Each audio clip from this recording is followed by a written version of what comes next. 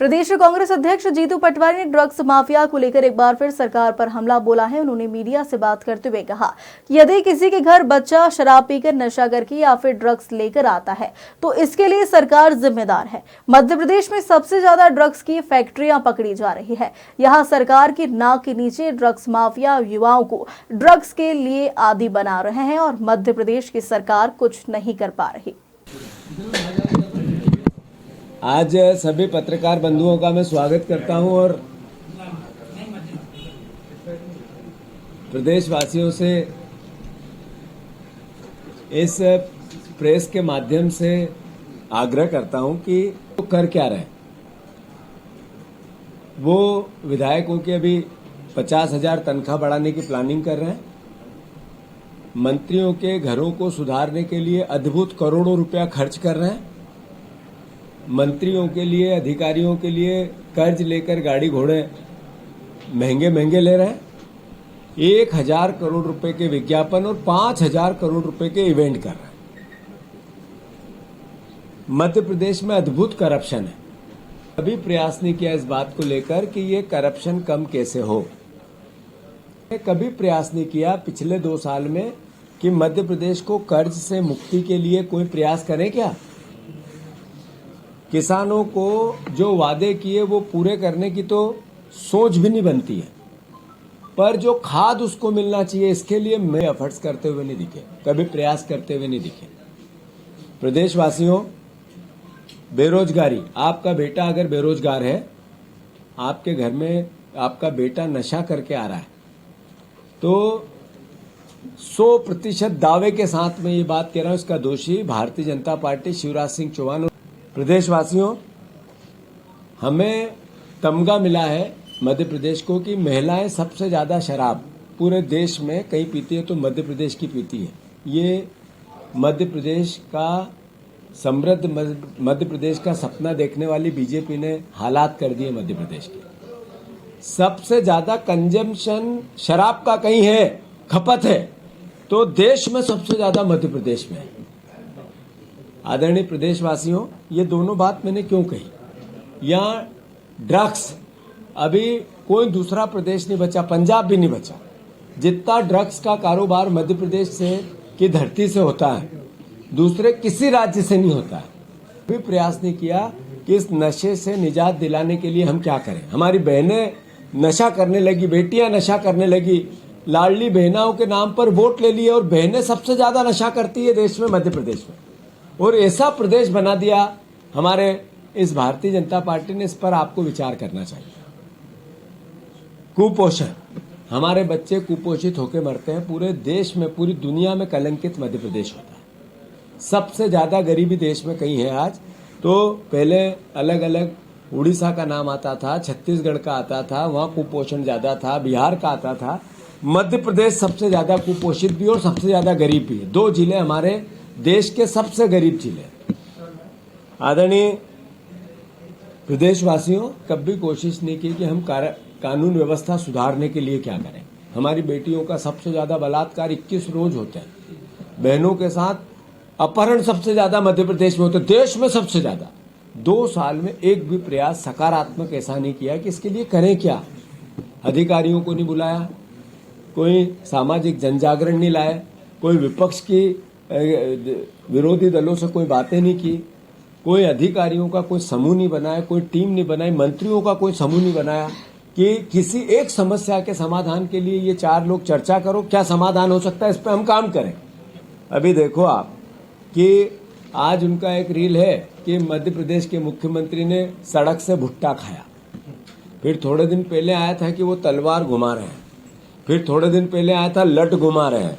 फिर थोड़े दिन पहले आया था शिप्रा में डुबकी लगा रहे हैं। फिर थोड़े दिन पहले आया था सब्जी खरीद रहे हैं। ये रील बनाते हैं हमारे मुख्यमंत्री। एक आईटी पार्क किराए पे दिया 10 लाख रुपए में पर साल, जिसकी 2.25 करोड़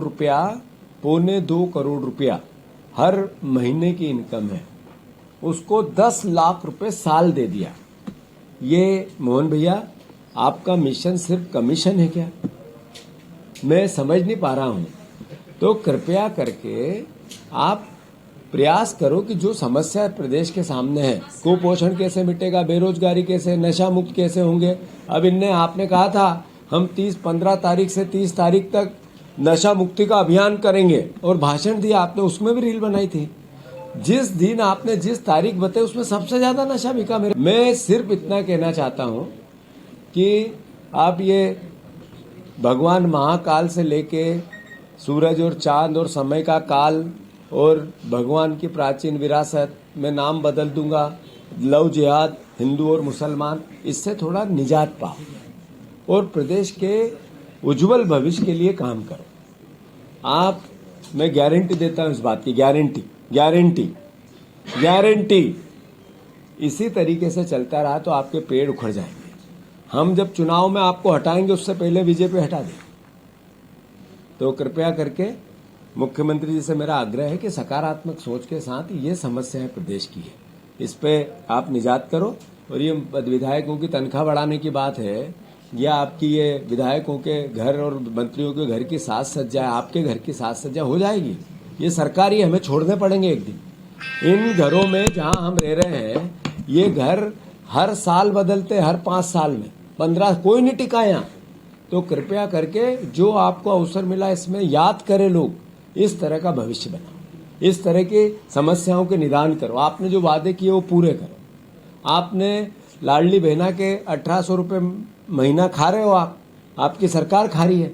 अब आप कहते हो कि कैसे वाहियात शब्दों का उपयोग हो रहा है कि चोरी हो रही है। ये चोरी नहीं है तो क्या है? आपने वादा किया था कि 3000 देंगे, अब नहीं दे रहे हो, अब कह रहे हो 28 में देंगे, तो ये चोरी नहीं है?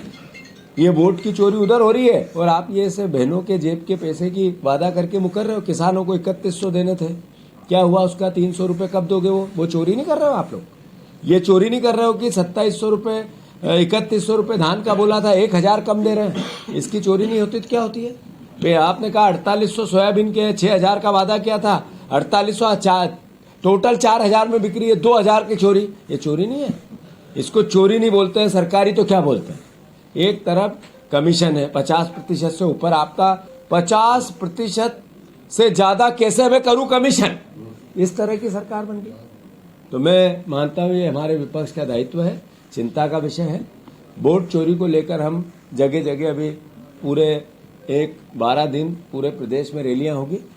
12 जगह में उमंग सिंगार जी, बड़े बड़े सारे हमारे वरिष्ठ जनों की ड्यूटियां लगी है, वो सब भी जाएंगे और हम इस सरकार को जगाने की कोशिश करेंगे, विपक्ष की भूमिका निभाने की कोशिश करेंगे। मैंने कुछ दिन पहले भी इसकी घोषणा कर दी थी, पर मैं समझता हूं कि ये आज घोतक होता है कि आज अखबार में आया 3 दिन पहले कि सबसे ज्यादा नशा मध्य प्रदेश की बहनें करती है।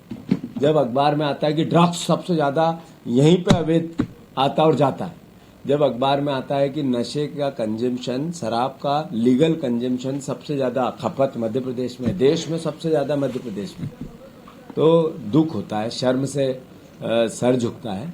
मोहन भैया, आपने स्कूल एजुकेशन में कुछ नहीं किया। धीरे धीरे सारे स्कूल डंप हो रहे हैं, उनकी बिल्डिंगें खत्म हो रही है। कोई स्कूल बजट को सकारात्मक लेके जाए, बच्चों की संख्या घटी है, टीचरों की नियुक्तियों से लेकर उनकी जो एजुकेशन की क्वालिटी है उसकी रोज कैसे हम डेवलपमेंट करें, उस बात पर उनको कैसे एजुकेटेड करें, उसकी ट्रेनिंग कैसे हो, इस पर कोई आपकी सरकार ध्यान नहीं दे रही। हायर एजुकेशन में भी यही तरह के करप्शन के हालात है। केवल एक वैचारिक रूप से लोगों को लगा देना। एक अखबार की खबर है कि 50% यूनिवर्सिटी में असिस्टेंट प्रोफेसर के बेड 100% खाली है। तो ये किस तरीके का आप प्रदेश बनाना चाहते हैं? न शिक्षा पे बात है, न स्वास्थ्य पे बात है, न रोजगार पे बात है, न कोई किसी प्रकार के सुधार पे बात है। केवल रोज उठना, रील बनाना, थोड़ा 1-2 मीटिंग कर लेना, अखबार की खबरें बना देना और फिर घर जाके सो जाना। आलोक शर्मा जी की बुद्धि पे मुझे तरस आता है। ये भोपाल मध्य प्रदेश का है, देश का है, एक एक यहाँ रहने वाले नागरिक का है। ये सांसद बने हैं या केवल बयानबाज? आपको समझ में आनी चाहिए ये बात आलोक जी कि इस तरह की बातों से आपका भला होने वाला नहीं है, ना आपकी पार्टी का भला होने वाला है। आपके पाप जितने होने थे हो गए, अब बदलाव का दौर चालू हो गया। ये कहना कि ये इसका नहीं है, ये उसका नहीं है, वो उसका नहीं है, जब भी तो हम कहते हैं आप संविधान को नहीं मानते हो, तभी तो हम कहते हैं आप दलित विरोधी हो। तभी तो हम कहते हैं अम्बेडकर विरोधी हो, तभी तो हम कहते हैं आपको कि आप देश विरोधी हो। ऐसा है कि आप लोगों की जितनी उम्र है, हम जितने इस कमरे में हैं, मेरे समेत 45 साल की उनकी दोनों भाइयों की, 45 से भी ज्यादा, दोनों बड़े भाई छोटे भाई हैं, दोनों का एक अपनत्व है, प्रेम है, प्यार है, मोहब्बत है, दोनों की एक केमिस्ट्री है। लोगों को कैसे चर्चा करवाए उनके पास ये कला है। तो आप उनकी, हम और आप उनकी चिंता मत करो कि कौन सी लिस्ट थी और किसने क्या कहा। वो तो आप लोग जनसंपर्क के हिसाब से लगे थे इधर उधर, तो वो आपको लाइन पे लाए हैं कि ये भी बात है। तो मैं समझता हूं कि पुरानी बातों का कोई औचित्य नहीं है। जो चली गई, हमें तो भविष्य देखना है, हमें तो आगे आगे आगे आगे। मेरा उत्तर हो जाए। तो मेरा निवेदन इतना है कि दोनों भाइयों की अपनी एक केमिस्ट्री है, अपना एक प्रेम है, एक अपना अपनत्व है, और दोनों की जो केमिस्ट्री है उसमें हम किसी को भी, प्रदेश के राजनीतिक लोगों को भी, पत्रकारों को भी शायद बहुत मुश्किल से समझ में आएगी उनकी केमिस्ट्री। तो मेरा इसमें आग्रह ये है, एज ए अध्यक्ष मेरी ड्यूटी है कि मुझे भविष्य देखना है। वो सरकार तो गई, अब वापस तो आएगी नहीं। आगे सरकार कैसे बने, इस पे काम करें।